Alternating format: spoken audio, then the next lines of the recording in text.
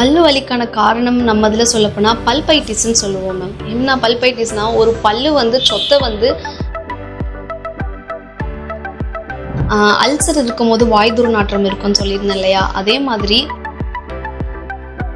பற்களோட மேற்பகுதியில் பார்த்தீங்கன்னா வெள்ளையாக ஒரு படிதல் இருக்கும். அதை வந்து நம்ம வந்து பிளாக் மற்றும் இந்த மாதிரி கேஸ் ஐட்டம்ஸாக வந்து நீங்கள் எடுக்கும் போது அதோட அமிலத்தன்மைகளும் கூட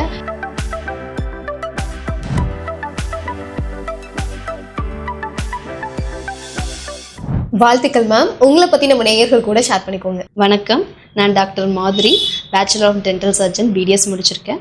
5 years ஆஃப் சர்வீஸில் இருக்கேன். திருவாரூரில் டாக்டர் மாதிரிஸ் டென்டிஸ்ட்ரி பல் மருத்துவமனை நடத்தி வந்துட்டுருக்கேன். ஓகே மேம், இப்போ இன்னைக்கு வந்து நம்ம பற்கள் ஆரோக்கியம் பற்றி பேச போகிறோம். அதில் ஃபர்ஸ்ட் நம்ம ப்ரஷிங்லேருந்து ஸ்டார்ட் பண்ணலாம் அப்படின்னு நினைக்கிறேன். ஸோ ஒரு நாளைக்கு எத்தனை தடவை ப்ரஷ் பண்ணணும் மேம்? ஆக்சுவலாக வந்து பொதுவாகவே வந்து ப்ரஷிங் வந்து நம்ம இப்போ நார்மலாக பார்த்தீங்கன்னா வந்து ப்ரஷ் ஒன்ஸ் தான் பண்ணிக்கிட்டு இருக்காங்க. ஆனால் கண்டிப்பாக ஒரு நாளைக்கு 2 டைம் ப்ரஷ் பண்ணியே ஆகணும். அது நீங்கள் மார்னிங்கை விட வந்து நைட்டு ப்ரஷ் பண்ணுறது ரொம்ப ரொம்ப மிகவும் முக்கியமான ஒன்று.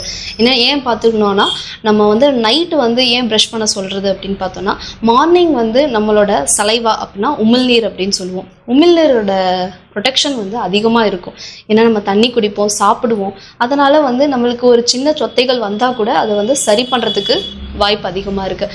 அதுவே வந்து நைட் டைமில் நம்மளோட சலைவா ப்ரொடெக்ஷன், உமிழ்நீர் தன்மை வந்து கொஞ்சம் குறைவாக தான் இருக்குது. ஸோ அப்படி இருக்கும்போது பாக்டீரியாவோட ஊடுருவல் வந்து கொஞ்சம் அதிகமாகவே இருக்கும். ஸோ நம்ம நைட் டைம் ப்ரஷ் பண்ணுறது மிகவும் அவசியமான ஒன்று. அதனால் ப்ரஷ் ட்வைஸ். ஓகே மேம், ஒரு நாளைக்கு 2 டைம்ஸ் ப்ரஷ் பண்ணுறது கம்பல்சரி அப்படின்னு சொன்னீங்க. ஸோ எப்படி ப்ரஷ் பண்ணணும் அப்படின்ற ஒரு மெத்தட் இருக்கு இல்லையா? ஏன்னா ஒவ்வொரு ஆளுமே ஒவ்வொரு டைமில் ஒவ்வொரு மணி நேரம் எடுத்துக்கிறாங்க ப்ரஷ் பண்ணுறதுக்கு. சில பேர் எப்படி பண்ணணும்னே தெரியாமல் பண்ணிட்டு இருக்காங்க. ப்ராப்பராக எப்படி ப்ரஷ் பண்ணுறது மேம்? ஆக்சுவலாக வந்து ப்ரஷிங் வந்து டெக்னிக் வந்து நம்மளுக்கு நிறைய பேருக்கு வந்து தெரியறதே கிடையாது. ப்ரஷிங் டெக்னிக்கே வந்து நம்மளோட இஷ்டத்துக்கு வந்து நம்ம வளர்க்குறது தான். சில பேர் வந்து நம்ம அழுக்கு வந்து அதிகமாக போகணும்னு சொல்லிகிட்டே வந்து என்ன பண்ணுறாங்க அப்படின்னா, ஒரு 10 நிமிஷம் 15 நிமிஷம்னு சொல்லிட்டு நேரத்தை வந்து அதிகமாக எடுத்துக்கிறாங்க. அதனால் என்ன ஆகும், மேலே உள்ள பற்களோட மேலே உள்ள எனாமலுங்கிறது வந்து ஆட்டோமேட்டிக்காக வந்து தேய ஆரம்பிக்கும். ஸோ வந்து பற்களுக்கு வந்து ப்ரஷ் பண்ணுற நிமிஷம் அப்படிங்கிறது வந்து 2 நிமிடங்கள் தான். அதற்கு மேலே நம்ம வந்து அதிகமாக டைம் வந்து ஸ்பெண்ட் பண்ணக்கூடாது. 2 நிமிடங்களுக்குள்ளேயே நம்ம வந்து ப்ரஷ் பண்ணிடணும். ப்ரஷிங் டெக்னிக் எப்படி வந்து ஸ்டார்ட் பண்ணணும் அப்படிங்கிறதுக்கு நான் ஒரு டெமோ மாதிரி காமிக்கிறேன்.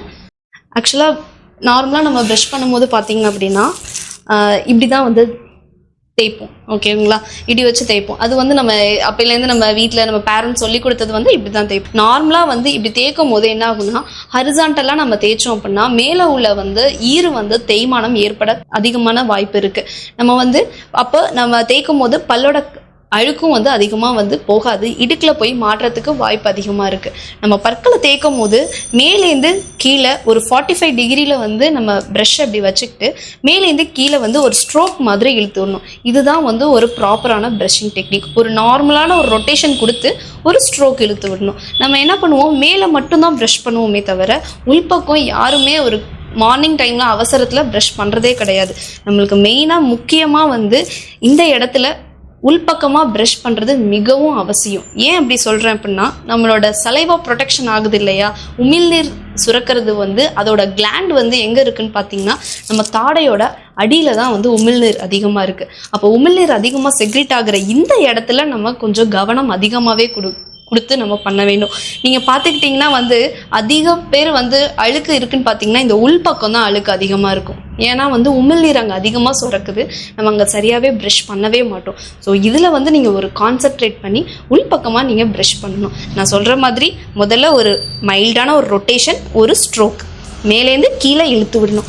அதே மாதிரி கீழ்ப்பல்லுக்கு கீழேருந்து மேலே இந்த மாதிரி கொஞ்சம் ஏற்றி விட்டு பண்ணணும். இந்த மாதிரி பண்ணிங்கன்னா வந்து உங்களுக்கு வந்து பல்லும் தேய்மானம் இருக்காது, ஈறு தேய்மானமும் குறைவாக தான் காணப்படும். ஓகே மேம், இப்போ நீங்கள் சொன்னீங்க பற்களுக்கு பின்னாலேயுமே வந்து நம்ம ப்ரஷ் பண்ணணும் அப்படின்னு. இந்த பற்களுக்கு பின்னால் பார்த்தீங்கன்னா மஞ்சள் கலரில் வந்து ஒரு கரை மாதிரி படிஞ்சு நிறைய பேருக்கு அந்த மாதிரி ஒரு பிரச்சனை இருக்கும். ஃபர்ஸ்ட் அந்த கரை எதனால் ஏற்படுது, எப்படி சரி செய்யுது மேம்? அது நார்மலாக மேடம் ஒரு பற்களோட மேற்பகுதியில் பார்த்தீங்கன்னா வெள்ளையாக ஒரு படிதல் இருக்கும். அதை வந்து நம்ம வந்து பிளாக் மற்றும் பெலிக்கல் அப்படிங்கிறது நம்ம சொல்லுவோம் நார்மலாக. அது வந்து நார்மலாக நம்ம ப்ரஷ் பண்ணால் வந்து ஈஸியாக வந்து அது வந்து கரைந்து போயிடும். ஆனால் அதுவே அந்த இதை வந்து நம்ம சரியாக ப்ரஷ் பண்ணாமல் விட்டோம் அப்படின்னா நாளடைவில் அது என்ன ஆகும் அப்படின்னா அது வந்து ஒரு ஹார்ட் சப்ஸ்டன்ஸாக ஃபார்ம் ஆக ஆரம்பிக்கும். அதை பேர் தான் நம்ம கால்குலஸ் அப்படின்னு சொல்லுவோம். உதாரணத்துக்கு நான் ஒரு இமேஜ் காமிக்கிறேன் பாருங்கள். இந்த மாதிரி ஒரு ஹார்ட் சப்ஸ்டன்ஸ் மாதிரி இது வந்து ஃபார்ம் ஆகும். இந்த மாதிரி ஃபார்ம் ஆகிறதுனால என்ன ஆகும் அப்படின்னா வந்து ஈரை எந்த அளவுக்கு வீக்கமாக இருக்குது பாருங்கள். இது வந்து உள்ளே வந்து ஈரையே பாதி தான் வந்து கரைச்சிரும். அது மட்டும் இல்லாமல் வந்து இந்த ஈர் வீக்கங்களும் வந்து நம்மளுக்கு வர ஆரம்பிச்சிடும். இதனால் இரத்த கசிவு அதிகமாக ஆரம்பிக்கும். இதை எப்படி மேடம் சரி செய்வது அப்படின்னு பார்த்தீங்கன்னா நார்மலாக உங்கள் ப்ரெஷ்ஷால் கண்டிப்பாக இதை வந்து சரி பண்ணவே முடியாது. கண்டிப்பாக இதுக்கு வந்து நீங்கள் ஒரு டென்டல் கிளினிக் விசிட் பண்ணி அங்கே ஸ்கேலிங்கிற ஒரு ட்ரீட்மெண்ட்டை நீங்கள் வந்து மேற்கொள்ள வேண்டும். மற்றபடி பார்த்துக்கிட்டோம் அப்படின்னா இது வந்து நீங்கள் ப்ரெஷ்ஷால் போகவே போகாது. நம்ம யூடியூப்பில் பார்த்து நீங்கள் வந்து லெமன் வச்சு சரி பண்ணுறேன், இல்லை வந்து இந்த பேக்கிங் சோடா யூஸ் பண்ணி நம்ம சரி பண்ணுறோம் அப்படின்னு பண்ணோம்னா எதுக்குமே வந்து இது சரியாகாது. நீங்கள் இதை கண்டிப்பாக ஒரு டென்டல் கிளினிக்கில் விசிட் பண்ணி இதை வந்து நீங்கள் சுத்தம் படுத்திக்கணும் செய்யும். ஓகே மேம், இப்போ நீங்கள் சொன்னீங்க வாயை வந்து நம்ம சரியாக பராமரிக்காமல் விட்டோம் அல்லது அதை வந்து நம்ம யூடியூப் பார்த்து சரி பண்ணிக்கலாம் அப்படின்னு என்ன பண்ணாலும் அதை நம்மளால சரி பண்ண முடியாது அப்படின்னு. இப்போ நிறைய பேருக்கு பார்த்தீங்கன்னா வாயில துர்நாற்றம் அப்படின்றது ஏற்படுது. ஸோ அது என்னதான் வாயை நம்ம நல்லாவே பராமரிக்கிறோம் அப்படின்னாலும் அந்த ஸ்மெல்லை என்னால் சரி பண்ண முடியலன்னு சொல்லுவாங்க இல்லையா? ஸோ அவங்களுக்கு நீங்கள் என்ன சொல்ல நினைக்கிறீங்க? வாய் துர்நாற்றம் எங்கள் டென்டல் சைட் சொல்ல போனால் வந்து ஹாலிடோசிஸ்ன்னு சொல்லுவோம். அது வந்து பேட் பிரெத் அப்படின்னு சொல்லுவோம். இந்த பேட் பிரெத் வந்து வரதுக்கான காரணம் பார்த்தீங்க அப்படின்னா நிறைய காரணங்கள் இருக்கிறது.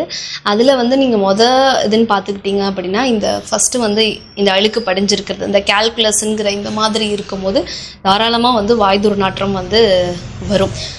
இதை வந்து நீங்கள் சரி செய்கிற வரைக்கும் உங்களுக்கு வந்து இரத்த கசிவு இருக்கும். அந்த இரத்த கசிவோட துர்நாற்றமும் உங்களுக்கு இது இருக்கும். நீங்கள் ஒருத்தவங்கள்ட்ட பேசும்போதும் அது வந்து உங்களுக்கு ஒரு அன்கம்ஃபர்டபுளாக இருக்கும். ஸோ அந்த மாதிரி இருக்கும்போது இதை வந்து நீங்கள் ஸ்கேலிங் மூலியமாக வந்து க்ளீன் பண்ணிக்கலாம். இன்னொன்று நம்ம சொல்லப்போனால் வந்து இதெல்லாம் அடுத்தது வந்து டங் க்ளீனிங், அது ரொம்ப முக்கியம். எல்லாருமே வந்து ப்ரஷ் மட்டும் பண்ணிவிட்டு போகிறது வந்து அவசியம் கிடையாது. டங் கிளீனிங் வந்து ரொம்ப ரொம்ப முக்கியமானது. நம்ம டங் ஸ்க்ரேப் பண்ணாமல் விட்டோம் அப்படின்னா அதுலேருந்து தான் ரொம்ப அதிகமான துர்நாற்றம் வந்து வெளியாகும். அதனால் வந்து டங் ஸ்க்ரேப்பிங் நீங்கள் கண்டிப்பாக பண்ணணும். மூன்றாவது வந்து இப்போ பல்லு தானே, பல்லு வழியால் மட்டும் வந்து துர்நாற்றம் வரப்போகிறது கிடையாது. அடுத்தது நம்ம மற்ற உடம்புகளில் வந்து மற்ற பிரச்சனைகளால் வரும். அதில் வந்து ஒன்று தான் வந்து அல்சர் இருக்கும்போது உங்களுக்கு வயிற்றுல தானே மேடம் எனக்கு இதாக இருக்குது, எப்படி எனக்கு வாய் துர்நாற்றம் வரும் அப்படின்னா நம்ம வயிற்றில் இருக்கக்கூடிய அந்த HCl ஹைட்ரோக்ளோரிக் ஆசிடுங்கிற ஒரு அமிலத்தினால அது வந்து துர்நாற்றம் வந்து நம்மளோட உணவு குழாய் வழியாக வந்து டீத்தில் கான்டாக்ட் ஆகி நம்மளுக்கு வாய் துர்நாற்றம் கண்டிப்பாக வரும். இன்னொன்று பார்த்துக்கிட்டிங்கன்னா ரெஸ்பிரேட்டரி இன்ஃபெக்ஷன்ஸ், அது லைக் சளி, இருமல், இதனால் கூட நம்மளுக்கு வந்து துர்நாற்றம் வரலாம். ஓகே மேம், இப்போ வாய் துர்நாற்றம் பற்றி சொன்னீங்க இல்லையா? இப்போ நிறைய பேருக்கு சாப்பிடும்போது பார்த்தீங்கன்னா பல்லுல கூச்சம் வருது அப்படின்னு சொல்லுவாங்க. இது வந்து வயசானவங்க அப்படின்னு கிடையாது, நார்மலான ஒரு ஏஜ்ல இருக்கவங்களுக்குமே கூட ஏதாவது ஒன்று சாப்பிட்றோம் அப்படின்னா பல்லு கூசுது அப்படின்னு சொல்றாங்க இல்லையா? ஸோ அதுக்கான காரணம் என்னன்னு சொல்லுவீங்க, எப்படி சரி பண்றது மேம்? பற்கூச்சம்னு பார்த்துக்கிட்டிங்கன்னா வந்து ஃபர்ஸ்ட் வந்து ப்ரஷ் வந்து அழுத்தி பண்ணுவாங்க. அவங்களுக்கு பார்த்திங்கன்னா வந்து ஜென்ரலைஸ்டாகவே வந்து பற்கூச்சம் அதிகமாகவே இருக்கும். அவங்களால வந்து எந்த இடத்துலன்னு டிஃபைன் பண்ணவே முடியாது. எனக்கு வந்து ஃபுல்லாகவே இருக்குது மேம் அப்படின்னு தான் சொல்லுவாங்க. அதனால வந்து அந்த பற்கூச்சத்தை வந்து தடுக்கிறதுனா நீங்கள் ப்ரஷ்ஷிங்கை வந்து ரொம்ப ஹார்ட் ப்ரஷ்ஷிங் யூஸ் பண்ணக்கூடாது. ஒரு மீடியம் சாஃப்ட் அந்த மாதிரி தான் நீங்கள் ப்ரஷ்ஷிங்கே யூஸ் பண்ணணும். அழுத்தி ப்ரஷ் பண்ணவே கூடாது. ஓகேங்களா? நெக்ஸ்ட்டு பார்த்துக்கிட்டிங்க அப்படின்னா ஒரு சொத்தை வந்து நம்மளுக்கு ஸ்டார்ட் ஆகுதுன்னு வச்சுங்களேன். அது வந்து நார்மலாக எனாமலில் இருக்கும்போது நம்மளுக்கு வந்து எந்த ஒரு இதுவுமே தெரியாது. அது ஒரு அடுத்த ஸ்டேஜ் டென்டினை கிராஸ் ஆகும்போது நம்மளுக்கு ஒரு பற்கூச்சம் வரும். நீங்கள் ஒரு சூடாக எடுத்திங்கனாலோ இல்லை கோல்டாக எடுக்கும் போதும் உங்களுக்கு அதில் வந்து சென்சிட்டிவிட்டி தெரியும். ஸோ இதனால் வந்து ஏர்லியராக இருக்கிற யங்கர் அடல்ட்ஸ்க்கு வந்து கண்டிப்பாக இந்த சென்சிட்டிவிட்டி வந்து வரத்துக்கு வாய்ப்பு இருக்குது. ஏஜ் ஆனவங்களுக்கு நார்மலாக வந்து பார்த்தீங்க அப்படின்னா அவங்க அந்த காலத்தில் உள்ளவங்கலாம் பார்த்திங்கன்னா வந்து இந்த வேப்பங்குச்சி இதில் வந்து வளர்க்கியிருப்பாங்க. ஸோ அந்த வேப்பங்குச்சியெல்லாம் வளர்க்கிருக்கும் போது அதில் சொல்லவே வேணாம், கடிக்கிறது இது எல்லாமே வந்து அதில் மேலே உள்ள எனாமலே வந்து எரோடாக இருக்கும் ஃபுல்லாகவே. ஸோ இதனாலேயும் அவங்களுக்கு வந்து பார்த்திங்கன்னா டூத் சென்சிட்டிவிட்டி வரும். ஒருத்தவங்களுக்கு வந்து பல்லு கட்டாமல் அந்த பல்லு கட்டுறதை வந்து அலட்சியப்படுத்துவாங்க. அந்த அலட்சியப்படுத்துறதுனால ஒரு சைடாகவே சாப்பாடை வந்து சாப்பிட ஆரம்பிப்பாங்க. அந்த ஒரு சைடாக சாப்பாடு சாப்பிடும் போது ஒரு சைடு பல்லு அப்படியே தான் இருக்கும், இந்த சைடு சாப்பிட்டு பல்லு தேய்மானம் வந்துடும். அதனால கூட பற்கூச்சம் ஏற்படும். இன்னொன்று என்ன பார்த்தீங்கன்னா, நம்ம ஏற்கனவே சொன்ன மாதிரி அல்சர் இருக்கும்போது வாய் துர்நாற்றம் இருக்குன்னு சொல்லியிருந்தேன் இல்லையா? அதே மாதிரி நம்ம உடம்புல இருக்கிற அந்த அல்சர் இந்த மாதிரி நிறைய வந்து பிவரேஜஸ்ன்னு சொல்லுவோம். பிவரேஜஸ்னால் என்னென்னா வந்து கொக்கோகோலா இந்த மாதிரி கேஸ் ஐட்டம்ஸாக வந்து நீங்கள் எடுக்கும்போது அதோட அமிலத்தன்மைகளும் கூட நம்ம டீத்தில் கான்டாக்ட் ஆகி நம்மளை எனாமில் எரோட் ஆகும். அதனால தான் வந்து நிறைய ஒரு கண்டிஷன்ஸ்லாம் இருக்கும். அப்ராக்ஷன் அப்படின்னு சொல்லுவோம். அப்படின்னா ஒரு டீத்துக்கு வந்து இடையில ஈருக்கும் பல்லுக்கும் இடையில வந்து ஒரு வி ஷேப்பில் ஒரு டிச் மாதிரி ஒரு ஃபார்ம் ஆகி அது வந்து அந்த எனாம்லேயே நம்மளுக்கு அரிக்கும். அது பார்த்திங்கன்னா அந்ததும் வந்து ரொம்ப சென்சிட்டிவிட்டியாக இருக்கும் நம்ம பல்லுக்கு. Okay ma'am. இப்போ பல்லு வலி அப்படின்னு பார்க்கும்போது பார்த்தீங்கன்னா நிறைய பேருக்கு இந்த பல்லு வலிங்கிறது நைட்டில் தான் அதிகமாக வருதுன்னு சொல்கிறாங்க. அதே மாதிரி நைட்டு படுக்கும்போது பயங்கர பல்லு வலி இன்னுமே அதிகமாகும். ஸோ அதுக்கான காரணம் அப்படின்னு எதை சொல்லுவீங்க? பல்லு வலிக்கான காரணம் நம்ம இதில் சொல்லப்போனால் பல்பைட்டிஸ்ன்னு சொல்லுவோம் மேம். என்ன பல்பைட்டிஸ்னால் ஒரு பல்லு வந்து சொத்தை வந்து எனாமலையும் தாண்டி அடுத்த லேயரான டென்டினையும் தாண்டி அதுக்கு அடுத்தது ஒரு சாஃப்டான ஒரு நர்வ் இருக்கும். அதுதான் வந்து நம்ம பல்ப்புன்னு சொல்லுவோம். அந்த பல்ப்பை ரீச் பண்ணும்போது தான் வந்து நம்மளுக்கு பெயின் ஸ்டார்ட் ஆகுது. ஸோ அந்த டைமில் வந்து நைட்டு ஏன் அதிகமாகுது, மார்னிங் டைம்லலாம் இருக்க மாட்டேங்குது இருக்கும்போது அந்த பல்பல் நான் சொல்லியிருந்தேன் இல்லையா, அந்த பல்பல் ப்ரெஷர்னால தான் வந்து உங்களுக்கு பெயினே வந்து வரும் அதிகமாக. அது இருக்கும்போது நம்ம நைட்டு படுக்கும் போது நம்மளோட பிளட் சர்க்குலேஷன் எல்லாமே வந்து நம்மளோட ஹெட்டுக்கு போகும்போது நார்மலாகவே வந்து அந்த பல்பல் ப்ரெஷர் வந்து அதிகமாகி பெயின் இன்டியூஸ் ஆகும். ஸோ இதை எப்படி மேடம் தடுக்கிறது அப்படின்னு பார்த்தீங்கன்னா, நீங்கள் நார்மலாகவே ஃப்ளாட்டாக தூங்காமல் ஒரு 2 பில்லோ வச்சு ஒரு 45 டிகிரி ஸ்லாண்டிங்கில் தூங்கும் போது உங்களுக்கு வந்து அந்த பல்பல் ப்ரெஷர் வந்து கொஞ்சம் ரிலீவ் ஆகும், அந்த பெயின்லேருந்து சரியாகும். Okay ma'am. இப்போ பல்லு வலி அப்படின்னு பார்க்கும்போது சம்டைம்ஸ் அந்த சொத்த பல்லில் வந்து பல்லு நொறுங்கி போகிற மாதிரிலாம் இருக்கும். சாப்பிடும்போது அந்த நொறுங்கி வரும். ஸோ அதெல்லாம் வந்து பூச்சி கடிக்குது, பூச்சி கடிச்சு தான் அந்த மாதிரி படுதுன்னு சொல்லுவாங்க. ஸோ அதை பற்றி கொஞ்சம் ஷேர் பண்ணுங்கள். அது எல்லாமே மித்து தான் மேம். அது எதுவுமே கிடையாது அப்படின்னு பார்க்கும்போது நீங்களே இப்போ ஸ்க்ரீனில் பாருங்கள். இந்த நார்மலாக வந்து சொத்த பல் ஃபஸ்ட்டு ஸ்டார்ட் ஆகிருக்குது, அது ரொம்ப டீப்பாக போயிருக்கிறது. அதில் பார்க்கும்போது பார்த்திங்கன்னா அதெல்லாம் பாக்டீரியாங்கிறது நம்ம கண்ணுக்கே தெரியாத ஒன்று. அதை எப்படி நம்ம பூச்சாக எடுக்க முடியும்? அது கண்டிப்பாக கிடையாது. பாக்டீரியா வந்து நம்ம எதால் பார்க்கலான்னா ஒன்று மைக்ரோஸ்கோப்பால் மட்டும்தான் நம்ம அதை பார்க்க முடியுமே தவிர வேறு எதாவது நம்ம நார்மலாக நம்ம விசிபிளாக பார்க்கவே முடியாது. அது எல்லாமே மித்து, அது கிடையாது. Okay ma'am. இப்போ பல் வேர் சிகிச்சை அப்படின்னு சொல்கிறாங்க இல்லையா? ஸோ பல்லில் இருக்க அந்த வேரில் என்ன சிகிச்சை பண்ணுவாங்க, அதை பற்றி கொஞ்சம் ஷேர் பண்ணுங்கள். ஒரு சொத்தை வந்து கேவிட்டி வந்து ஸ்டார்ட் பண்ணும் போது ஒரு பிளாக் ஸ்பாட் மாதிரி தான் வந்து மேலே வந்து ஸ்டார்ட் ஆகும். அதை பார்த்துக்கிட்டிங்கன்னா இந்த மாதிரி ஒரு கரும்புள்ளி ஒரு சின்னதாக தான் அதாகும். இந்த டைமில் வந்து நம்மளுக்கு எனாமலில் இருக்கும்போது எந்த ஒரு பெயினும் இருக்காது. ஸோ அடுத்தது வந்து இது பார்த்தீங்கன்னா இது செகண்ட் ஸ்டேஜ். இதில் வந்து கண்டிப்பாக வந்து ஒரு சின்ன கூச்சம் தெரியும். அது மட்டும் இல்லாமல் இதில் ஒரு சின்ன ஒரு சாப்பாடு போய் மாட்டும், ஃபுட் லாட்ஜ்மெண்ட்டுன்னு சொல்லுவோம். இது வந்து செகண்ட் ஸ்டேஜ். இந்த 2 ஸ்டேஜில் இருக்கும் போதும் நம்ம வந்து நார்மலாக டூத்தை வந்து ஃபில்லிங் பண்ணிக்கலாம். ஸோ இந்த 2 ஸ்டேஜையும் தாண்டும் போது தான் இந்த ஸ்டேஜில் தான் நம்ம ரூட் கேனல் ட்ரீட்மெண்ட் அப்படிங்கிறது பண்ணுவோம். இது வந்து அடுத்தது சாஃப்ட் நர்வ் டிஷ்யூன்னு சொல்லியிருந்த அந்த பல்ப்புக்கு வந்து பரவிடும். அதை பரவும் போது நம்மளுக்கு என்ன ஆகும்னா பெயின் அப்போ தான் ஸ்டார்ட் ஆகும். ஸோ இந்த டைமில் தான் நம்ம வேர் சிகிச்சை வந்து ரெக்கமெண்ட் பண்ணுவோம். வேர் சிகிச்சைங்கிறது வந்து நார்மலாக பார்த்தோம்னா 2 விசிட்டாக வந்து நம்ம இப்போ பண்ணிகிட்ருக்கோம். ஃபஸ்ட்டு விசிட்டில் வந்து பார்த்தீங்க அப்படின்னா வந்து அந்த இப்போ இந்த சொத்தைகள் எல்லாத்தையுமே க்ளீன் பண்ணிவிட்டு உள்ளே அந்த அழுகி போனால் அந்த நர்வ் பல்ப்புன்னு சொல்லியிருந்தேன் இல்லையா, அதை எல்லாத்தையுமே க்ளீன் பண்ணி எடுத்துருவோம். எடுத்துட்டு அந்த பல்ப்பு வரக்கூடிய கெனால் இருக்குது பார்த்தீங்களா, அதை எல்லாத்தையும் ஷேப் பண்ணிவிடுவோம். ஷேப் பண்ணிவிட்டு அதில் இன்ட்ராகெனல் மெடிக்கமெண்ட் அப்படிங்கிற ஒரு லைக் ஆன்டிபயோட்டிக் பேஸ்ட் மாதிரி நம்ம அதில் ஃபில் பண்ணி வச்சுருவோம். ஸோ அந்த மாதிரி ஃபில் பண்ணிவிட்டு ஒரு 3 days ஆன்டிபயோட்டிக் கொடுத்துட்டு ஒரு 3ஆவது நாள் மறுபடியும் வர சொல்லுவோம். வர சொல்லிவிட்டு அதில் பார்த்தீங்கன்னா வந்து மறுபடியும் அந்த இன்ட்ராகெனல் மெடிக்கமெண்ட்டெல்லாம் க்ளீன் பண்ணிவிட்டு நம்ம வந்து செயற்கை வேர் வச்சு ஃபில் பண்ணி க்ளோஸ் பண்ணிவிடுவோம். இதுதானே முடிஞ்சிருச்சு அப்படின்னு சொல்லிட்டு எந்த பேஷண்ட்டும் இப்படியே நிறைய பேஷண்ட் வந்து மூவ் ஆகிடுவாங்க. இதுக்கப்புறம் தான் ரொம்ப முக்கியமானது, அதுக்கு மேலே ஒரு கேப் போடணும், க்ரௌன் அப்படின்னு சொல்லுவோம். அது ரொம்ப ரொம்ப முக்கியமான ஒன்று. அதை வந்து நம்ம இங்கே யாருமே அதிகமாக பண்ணிக்கிறது இல்லை. அது வந்து ரொம்ப முக்கியமான ஒன்று. ஏன் அப்படின்னு கேட்டுக்கிட்டிங்கன்னா, நம்ம வேர் சிகிச்சை பண்ண பல்லு வந்து நம்ம ஒரு ஹார்டாக ஏதாவது நீங்கள் கடிச்சிங்கன்னா கூட ஈஸியாக வந்து நொறுங்கிறதுக்கு வாய்ப்பு அதிகமாக இருக்குது. ஸோ கேப் போட்டுக்கிட்டிங்கன்னா அந்த பல்லு ரொம்ப சேஃப்டியாக இருக்கும்.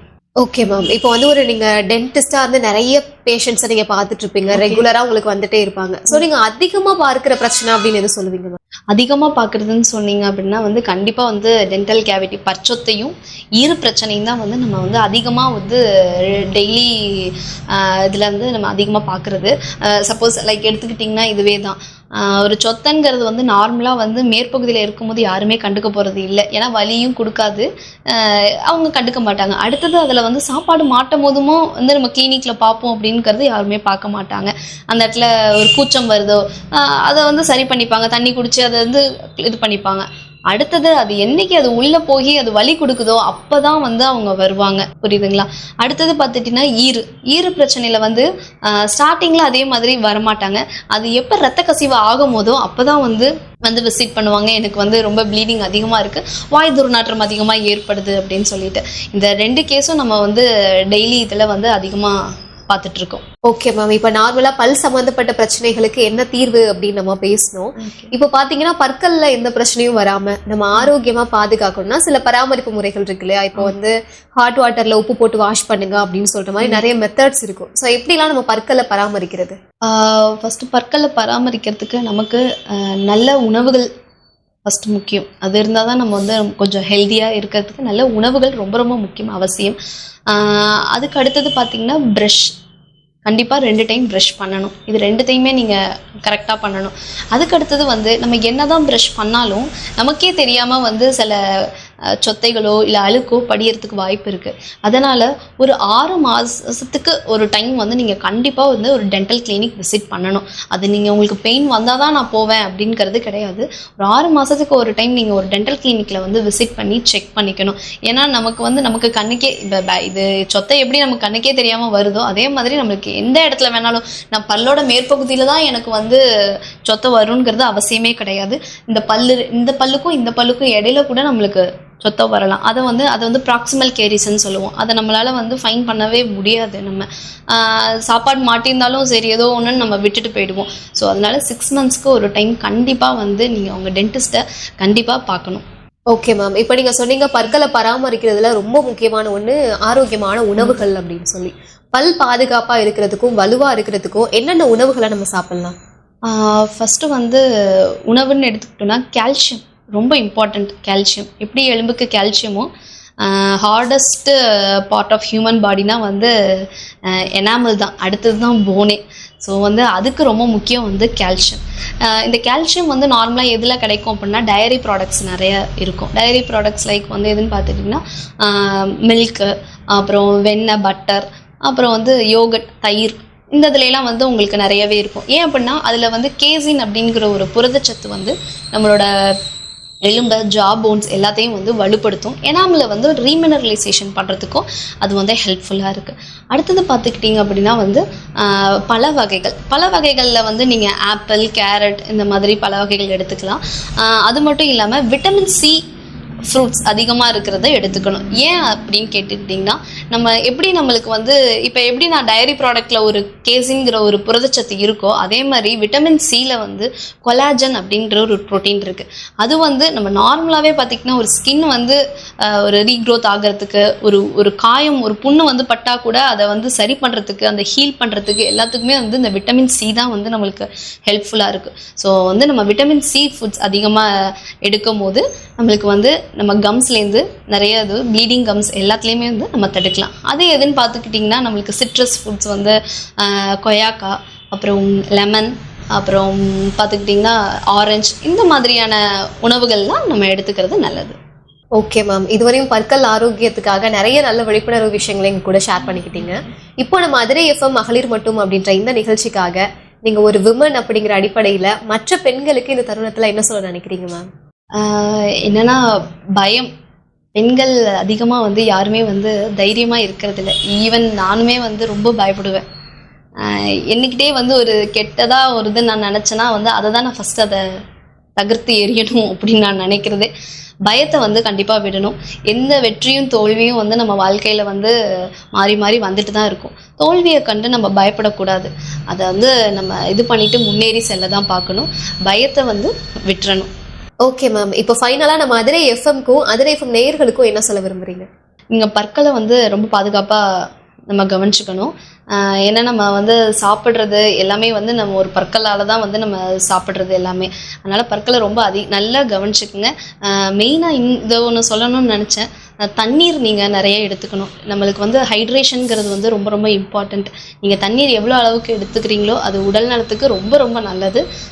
இந்த வாய்ப்பை தந்த அதிரை எஃப்எம் அவர்களுக்கு நன்றி. Thank you ma'am.